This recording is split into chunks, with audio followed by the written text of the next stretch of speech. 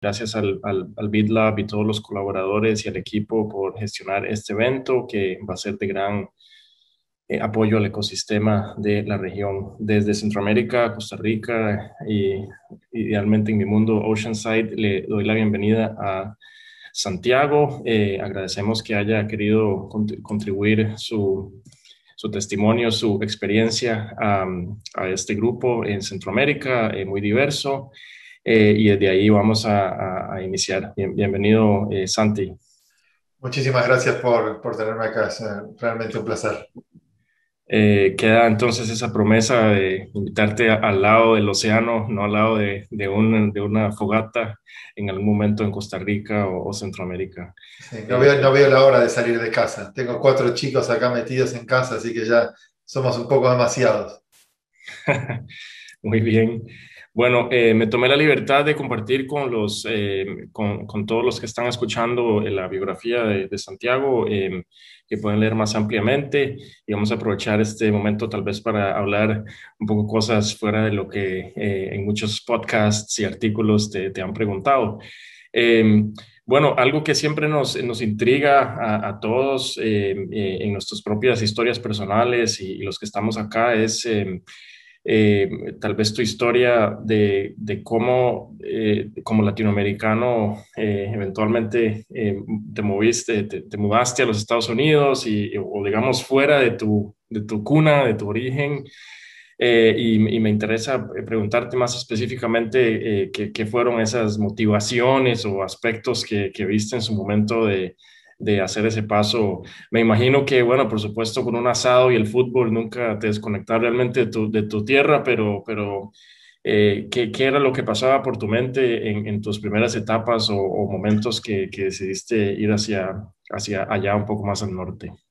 La verdad que sería mucho más fácil decir que era un plan. Cuando tenía 4 años yo sabía que me iba a mudar a Estados Unidos, iba a meterme en Venture Capital, pero lamentablemente no es así. Mi papá era mecánico, trabajaba en autos y arreglaba autos, y eso era lo que yo iba a hacer, ese era mi destino. Todavía puedo trabajar en autos, los que tienen carburadores, no los que tienen baterías, sino los que queman combustibles, en eso puedo trabajar. Pero básicamente creciendo en Buenos Aires, en Argentina, cuando terminé la universidad no pude conseguir trabajo y eso es lo que me motivó a hacer algo y a empezar una compañía. No conocía nada de venture capital, de inversiones, entonces lo que podíamos hacer sin necesidad de capital era algo de tecnología en donde nosotros podíamos meternos y programar las primeras cosas, y esa fue la compañía que armamos, que era de educación virtual, y eso por las cuestiones de crisis que pasaba en la Argentina, nos empujó un poco a expandirnos más allá de la Argentina y a ir a otros países y eventualmente caer acá en Estados Unidos, para vender la tecnología que estábamos desarrollando en la Argentina. Y ahí es así que me mudé primero a Miami y después a Washington, D.C. Y ahí nos involucramos con una organización que por ahí conocen, que se llama Endeavor, y Endeavor nos invitó a California. Hacían creo que era el primer Silicon Valley Tour, en donde invitaban a una cantidad de emprendedores de Endeavor a conocer California y el ecosistema emprendedor de acá. Como no tenía mucho conocimiento, vine para acá, conocí a varias personas que estaban metidas en Venture Capital y emprendedores que trabajaban con Venture Capital, y la verdad que me fascinó cómo funcionaba el ecosistema acá. Entonces eso es lo que me generó el deseo de entender más, y por eso es que me mudé para acá eventualmente para entender cómo funcionaba Venture Capital. No conociendo nada, mi idea era meterme en un fondo de inversión y meterme como la persona que hace desde el café, las copias, que instala los routers, que hace todo lo que necesitan hacer, pero quería estar donde tomaban las decisiones para después poder empezar otra compañía, y esa compañía eventualmente iba a ser una compañía que levantaba Venture Capital. Entonces, cuando me sumé al equipo de Emergence en el 2010, les dije, no se preocupen por promociones, por sueldo, por esto, por lo otro, simplemente déjenme estar cuando discuten las distintas compañías, porque en 2 años me voy a ir. Y ese fue un fracaso exitoso porque 10 años más tarde todavía sigo haciendo lo que estoy haciendo. Qué bueno escucharte y bueno, estas son las historias que queremos traer más hacia esta región, hacia Centroamérica. Destaco este elemento que es muy común de un péndulo, de empezar como emprendedor, tener más intenciones de meterse al mundo inversionista. Tal vez algunos regresan al péndulo, vos mismo, tal vez algún momento, no sé, tal vez te gustará volver a empezar algo. Así que tremendamente interesante y precisamente son, como te digo, las historias que no son tan comunes en esta región, inclusive en Latinoamérica como un todo, de poder, como se dice en inglés, deconstruct o desconstruir para ver los elementos más puros de la mente de un inversor, como sos vos. Sutileza del español, en algunos países nuestros se dice inversionista y no inversor, pero bueno, voy a decirte inversor. Eh, bueno, para todos es muy conocido y incluso Irene ahora lo mencionó de tu involucramiento con Eric y Zoom, una de las empresas más icónicas de esta época de la historia. Eh, yo particularmente en este espíritu de deconstruct tu pensamiento como inversor, quería preguntarte en qué momento en lo que estudié de este involucramiento tuyo con Zoom y Eric, en la guerra hay una analogía de cuando decidís ir con todo, ir all in para lograr tomar la bandera de la ciudad digamos, ganar la batalla. La pregunta era como si, ¿en qué momento, tal vez en dos partes, decidiste, observaste esta oportunidad en la intersección de videoconferencias, tecnología y el sector donde opera Zoom? Digamos, ¿en qué momento ese all-in hacia el sector o cómo fuiste llegando ahí y en qué momento el all-in hacia Eric y Zoom, ¿verdad? Porque obviamente previo a toda la historia que conocemos hoy no era tal vez algo tan evidente. Entonces, para que la audiencia entienda esa mentalidad de cómo piensa un inversor, ¿cuándo te enfocaste en ese sector y te enfocaste en esa oportunidad específicamente? Sí. Por ahí sirve dar un poquito más de contexto de lo que hacemos en el fondo nuestro. El fondo nuestro es un fondo relativamente chico para lo que es acá Silicon Valley y nos enfocamos exclusivamente en todo lo que es enterprise, todo lo que son empresas que ayudan a otras empresas, no las que van directo al consumidor o las que hacen life sciences y medicina, sino todo lo que es B2B. Eso es lo que hacemos nosotros. Entonces, somos generalmente muy temáticos. Desarrollamos un tema que pensamos que va a funcionar y después tratamos de conectarnos con todas las compañías que están haciendo eso. El origen del fondo nuestro viene de la hipótesis de que eventualmente todas las aplicaciones iban a migrar de servidores on-premise a la nube. Y esto ahora es bastante obvio, pero cuando empezaron el fondo mis socios no era tan obvio y al contrario, la gente los miraba con cara de quién va a mover datos de empresa, de contactos confidenciales a la nube. Eso nunca va a pasar. Siempre los vamos a tener en el sótano, en los servidores, súper protegidos y súper ventilados para que no se caiga toda la infraestructura.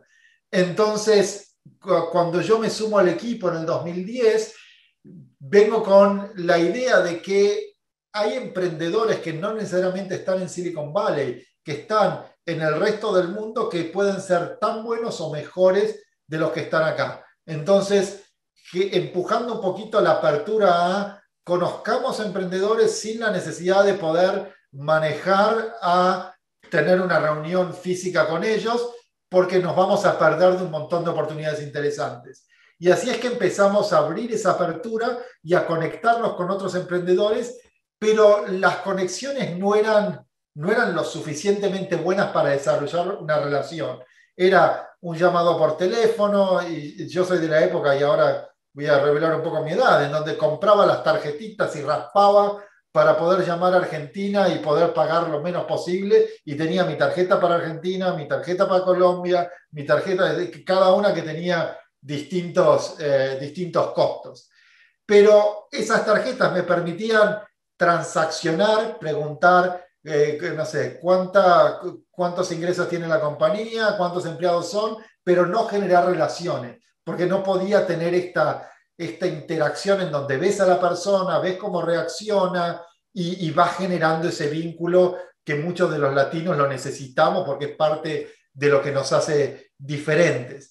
Y entonces empecé a probar todas las tecnologías que había y así es que después de varios años en esta aventura de tratar de encontrar algo que me permitiera desarrollar relaciones con emprendedores y también mantener relaciones con mis amigos en Argentina, que estando tan lejos era muy difícil hacerlo. Y así es que descubrimos a Zoom, que yo también lo que siempre digo es que muchos hablan de la ventaja de tener diversidad en los equipos y esta fue un puro efecto de la diversidad, de yo tener necesidades distintas de las necesidades que tenían otros inversionistas acá en Silicon Valley.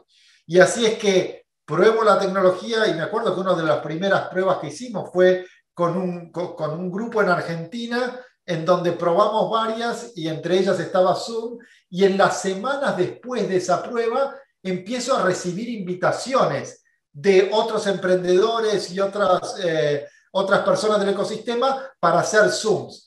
Entonces ahí es que empiezo a traquear cómo conociste Zoom y todo venía de esta primera experiencia que habíamos generado, que había sido tan buena que empezaba a distribuirse viralmente.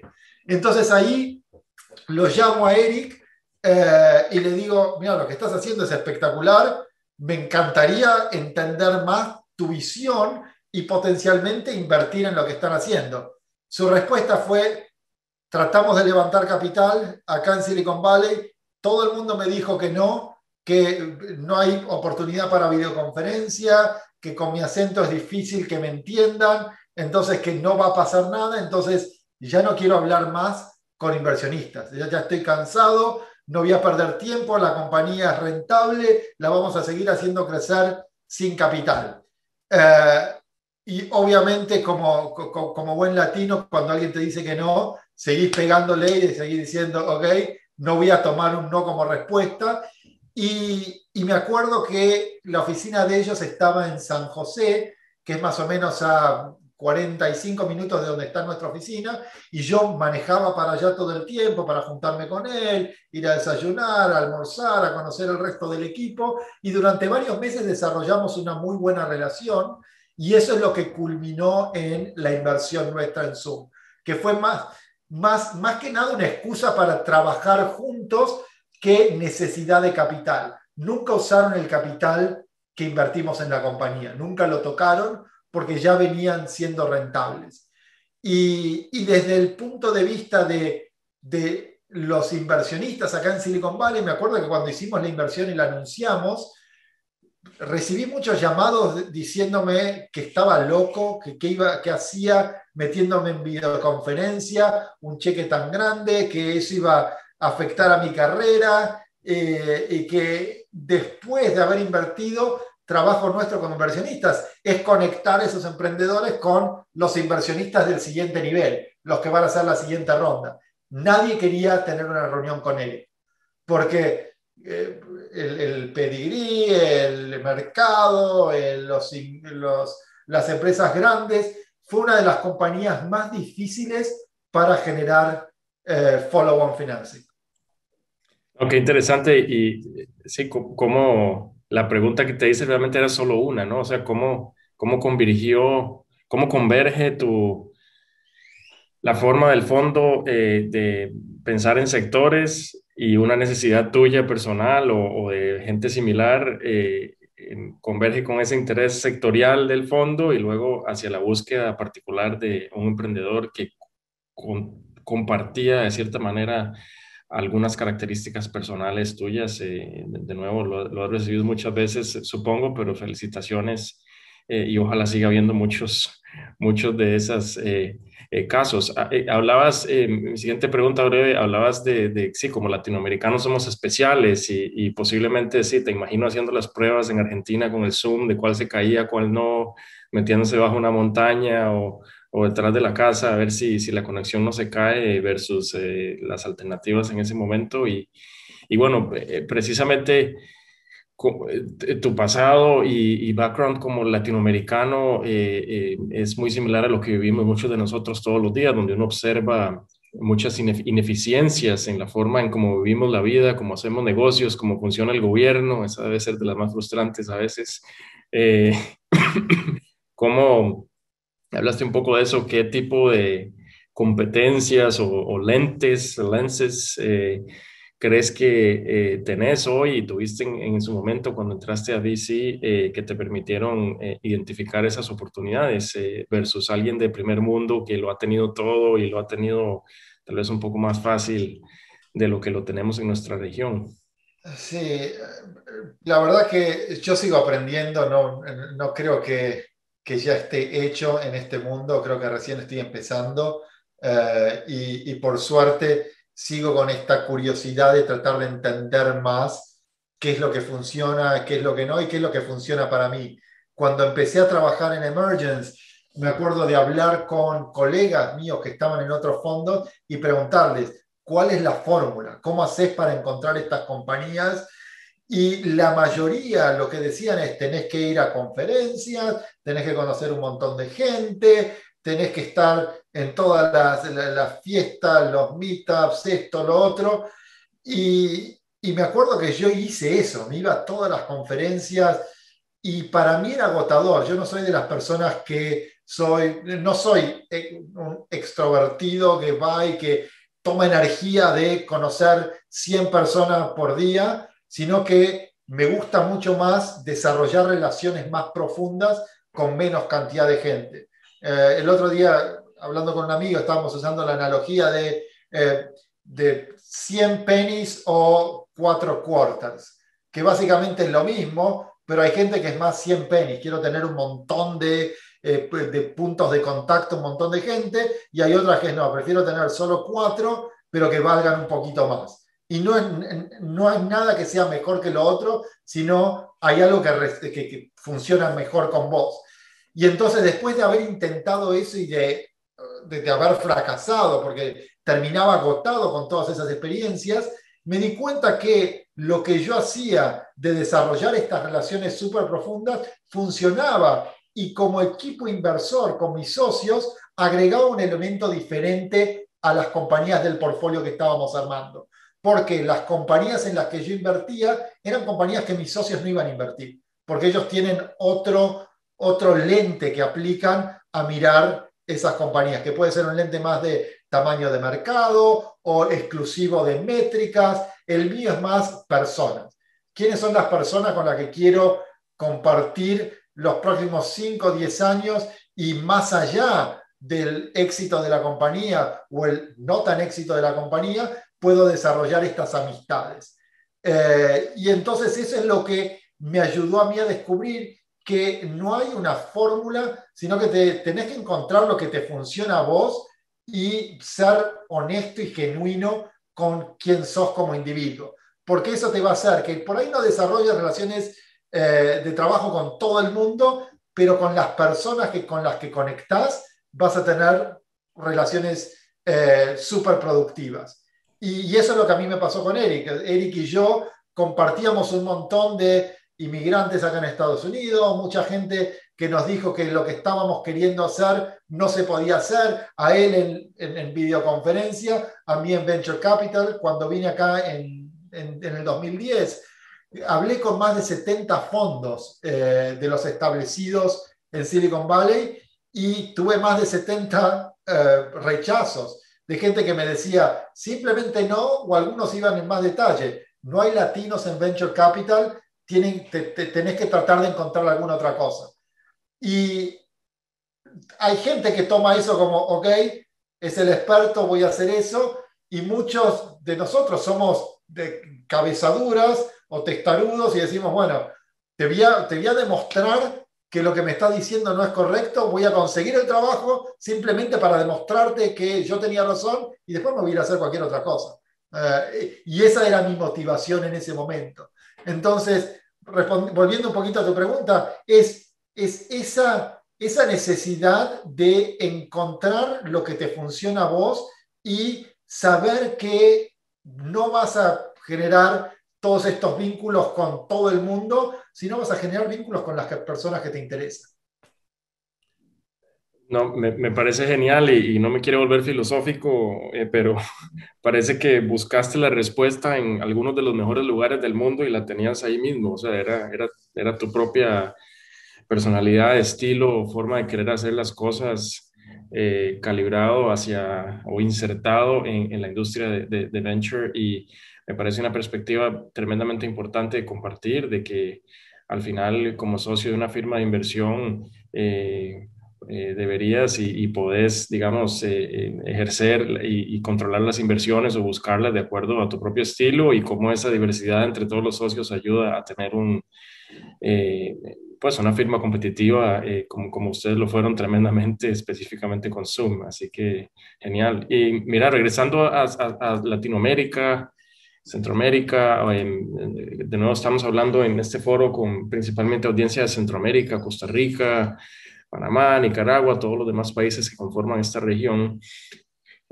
Siempre, por supuesto, nos intriga y algunos estamos trabajando directamente en llenar ese gap, ¿no? De cómo desde países pequeños o medianos, inclusive como la Argentina, ¿no? Hay esta tesis genérica de que en cualquier lugar del mundo puede haber un gran siguiente emprendedor, innovador, inventor. Pero hay ese tremendo gap, ¿no? De financiamiento, de talento, de capacidad de gestión emprendedora y otras cosas para que finalmente algunas lleguen hacia donde vos llegaste, por ejemplo. Entonces, ¿qué podrías darnos de observaciones para una región como esta y Latinoamérica opera de alguna manera siempre similar? ¿Cómo poder empezar a llenar ese gap para que salgan más compañías valiosas como Zoom u otras, Mercado Libre de tu país, Nubank en Brasil? No es un trabajo de los inversores ni los emprendedores, es como de todo, ¿no? Entonces, tal vez nos encantaría escuchar tus comentarios de cómo llenar ese vacío. Lo que veo desde el momento en el que yo empecé mi compañía hace 20 años ya a hoy es que por suerte hemos visto mucho progreso en nuestras regiones. El ecosistema emprendedor, el ecosistema inversor se ha desarrollado mucho y se ha desarrollado muy bien. Y lo que veo es que en este momento, post pandemia o saliendo de la pandemia, estamos en una oportunidad única para generar oportunidades globales desde nuestras regiones. Porque hoy en día el emprendedor de Costa Rica y el emprendedor de Silicon Valley están expuestos a una serie de problemas que son universales. No es que la necesidad de un nuevo sistema de customer management está más desarrollada acá en Silicon Valley que en, no sé, en Buenos Aires. Hoy tenés problemas en donde, no sé, ves el tema de educación. Mi hermana está en Argentina y yo hablo con ella y los mismos problemas y desafíos que tiene ella con sus hijos en Argentina son los mismos desafíos que vivo yo con mis hijos acá en Silicon Valley. Y seguramente son los mismos problemas que vive alguien que está en Vietnam o que está en cualquier otra región. Entonces, por primera vez en mucho tiempo, no importa dónde uno esté, tenemos exactamente los mismos problemas que tiene el mundo. Trabajo remoto. No creo que volvamos a trabajar como trabajábamos antes de la pandemia, todos en una oficina. ¿Eso qué va a generar? Va a generar necesidad de nuevas formas de contratar, nuevas formas de entrevistar, nuevas formas de mantener la cultura. Y eso pasa en Bolivia, en Uruguay, en Costa Rica, en Estados Unidos, en la India, en todos lados. Entonces, estoy muy entusiasmado por lo que creo que vamos a ver en los próximos 5 años, que son emprendedores de regiones ajenas a Silicon Valley que van a empezar compañías para resolver problemas globales. Entonces, tanto desde el punto de vista emprendedor como desde el punto de vista inversor, estos próximos 3 a 5 años van a ser los años de oro. Me parece increíble. También comparto esa observación y efectivamente ojalá a veces como dominamos el Mundial de Fútbol, también lleguemos a dominar el Mundial de emprendimiento y empresas de gran impacto en el mundo y que salgan de nuestros países y genial. Una pregunta breve que siempre me da curiosidad hacerle a la gente. ¿Qué crees que, o sea, te toca lidiar con diversidad de emprendedores, inversores, gente en general en Silicon Valley y en tu vida lo has hecho?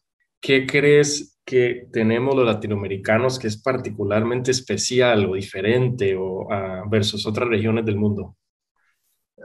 Una habilidad, en Argentina decimos de remar en dulce de leche, cuando estás trabado y seguís, y seguís, y seguís, y seguís, y eventualmente salís, que es una habilidad muy necesaria para los emprendedores. Yo lo que veo acá en Silicon Valley, que muchos emprendedores empiezan compañías, pero cuando la cosa se pone un poquito complicada, manos en el aire, listo, ya está. Voy a vendérsela por lo que sea a Facebook, a Google, a Salesforce, porque me van a pagar bien y ya está, listo.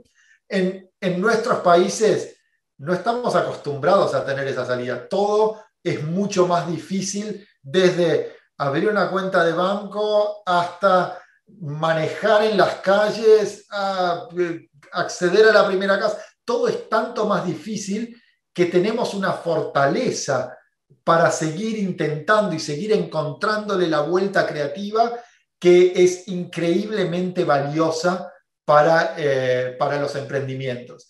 Entonces, por eso es que veo que los próximos años la combinación de quienes somos como emprendedores en América Latina y estas oportunidades globales que ha generado la pandemia es el caldo de cultivo ideal para que las siguientes grandes empresas surjan de nuestras regiones. Qué bueno, sí, increíble, buenísimo y comparto, tal vez eso que observas tiene que ver con ese anhelo de que el equipo de fútbol de uno gane, ¿no? Y a veces es imposible, pero uno siempre dice, no, claro, vamos a revertir ese 5-0 y no sé, tal vez es algo también tiene que ver por ahí. Buenísimo. Santi, muchas gracias por todas tus observaciones y que estoy seguro que son muy útiles para la audiencia y que muchos de nuevo están aprendiendo por primera vez cómo piensa un inversor, cómo piensa sobre las oportunidades, sobre estos distintos temas que convergen y cómo piensa sobre cómo es su visión del mundo, ¿no? Que es un poco más, como dicen, flat que aislado, como uno cree. Así que mil gracias. Voy a tratar de hacer un catch-up question aquí porque tenemos preguntas de Víctor, Noelia, Silvia, José Manuel relacionadas a distintas cosas, pero tratando de resumirlas en un par, porque ya nos quedan solo un par de minutos. Desde el punto de vista emprendedor, una pregunta y otra desde el punto de vista de inversor. Eh, ¿Cómo recomendás a la audiencia emprendedora actual o que están pensando hacer un emprendimiento de navegar este camino a confirmar una inversión, llamémoslo así? Hay algunos problemas de cómo muestro tracción, cómo tengo la estructura correcta, en qué momento los busco. Vengo de un país como Paraguay, entonces cómo me conecto con inversores fuera de mi país, porque en el mío no hay muchos o no hay ninguno, entonces simplemente escuchar para la audiencia tus observaciones de cómo, si soy emprendedor, trato de conectarme mejor con el mundo de los inversores en el momento que sea apropiado.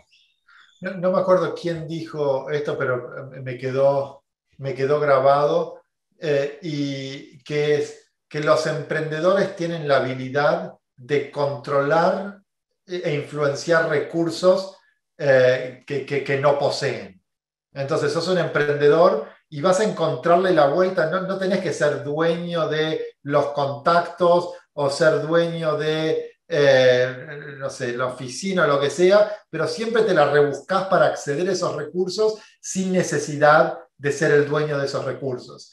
Entonces, si yo estuviese empezando hoy una compañía en Paraguay, en Argentina, en cualquier país, pensaría dos categorías de problemas. Uno, problemas globales que resuenen no solo en mi país, sino en el resto del mundo. Y segundo, algún problema regional que sea distinto y que sea especial por la región. Y en esa segunda categoría, el ejemplo que muchas veces doy es, si uno va a pensar en mi mundo, en el mundo B2B, un CRM para Argentina, ese CRM puede llegar a ser Salesforce. No hace falta que haya un CRM local, porque sí, lo podés traducir de inglés al español, pero la arquitectura que esté en la nube funciona tanto en Estados Unidos como en Argentina. Ahora, si estamos hablando de algo que tiene una fricción local, como necesita involucrar pagos o necesita involucrar logística o necesita involucrar temas de recursos humanos, esos son problemas regionales que una compañía que esté basada en Estados Unidos no puede resolver directamente, porque necesitan pies en la tierra, pies en la región. Entonces, esas serían las dos categorías en las que pensaría. Y después, con respecto a contactos para levantar capital, no esperaría a levantar capital para generar esos contactos, porque muchas veces lo que los inversores quieren ver no es la foto del momento en el que estás levantando capital, quieren ver la trayectoria, de dónde viniste, cómo evolucionaste, cómo cambió tu manera de encarar el mercado, y entonces conectan todo eso y eso les permite proyectar al futuro. Entonces, desde los primeros momentos, incluso antes de empezar una compañía, yo empezaría a contactarme con todo el mundo, les contaría lo que estoy haciendo, mucha gente me diría que estoy loco, pero utilizaría ese feedback para ajustar y desarrollar relaciones y decir, de las, no sé, 70 personas con las que me junté, estas 5 me cayeron bárbaro y creo que puedo desarrollar una relación y seguir manteniendo eso y después es orgánico el levantamiento de capital. Sí, genial. Bueno, justo eso te iba a preguntar de cómo es tu perspectiva desde del mundo inversor hacia qué buscas en los emprendedores. Había varias preguntas de eso. Destaco y admiro esta lente o forma de ver el venture capital desde tu perspectiva, donde es muy importante la relación personal, ¿no? Algunos emprendedores piensan que voy a hacer este PowerPoint que sea perfecto y todas las referencias y los Exceles, pero en tu caso, y es el caso de muchos en la industria, preferís escuchar su historia personal y cómo le fue, qué cambió, qué errores ha tenido y, ok, mandame el PowerPoint después si yo lo veo, pero para que algunos emprendedores de la audiencia no menosprecien esa intención de algunos inversores, sino la mayoría de conocerlos como persona, su historia, y está bien ser lo más, como dijiste, genuino y transparente en cómo esa historia fue, porque te permite desarrollar relaciones más profundas, personales y auténticas con gente como vos. Así que genial. Bueno, creo que llegamos al final eh, de nuestro Oceanside Chat, como me permito cambiarle el nombre. Te veo tomando un café o tal vez es un mate, pero mandanos tu dirección de tu casa o oficina y te mandamos un buen café de Centroamérica en Perfecto. Hay café, crecimiento. sí. Y estaría genial. Muchas gracias de nuevo, Santi, por tu participación, consejos. Es un lujo, ¿no? Tu participación y contribuciones a esta subregión latinoamericana que tiene las intenciones apoyadas de manera muy concreta por el BitLab para hacer más y mejores inversiones y emprendimientos desde Centroamérica. Muchas gracias, Santi. Muchísimas gracias, Adrián, y a todo el equipo.